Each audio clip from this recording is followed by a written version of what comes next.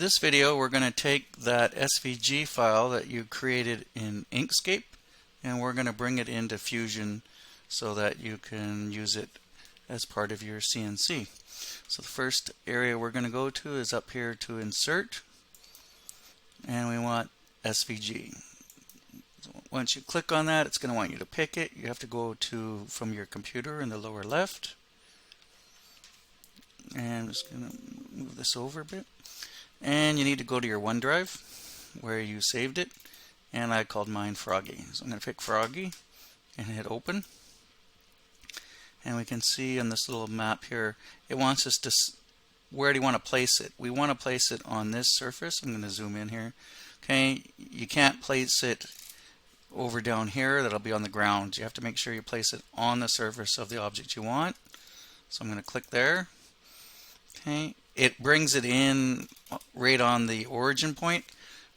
So I'm going to have to just move it. But the first thing I usually like to do is make it bigger because it comes in usually quite small. So I'm just going to click on that and stretch so I can see it. It's often upside down, so I'm going to click on this right here and I'm going to rotate it the way that I want. So however you want it, I want it just like that. And then I can click on here and drag it over. Zoom in on that. And that's actually, I like that right there. I could move it again, scale it, but that's pretty good. And I'm just going to hit OK. Once you hit OK, you can't change it. You can't resize it or move it. So I'm going to hit OK, and it should go green. And it did. So now I can pick inside of there.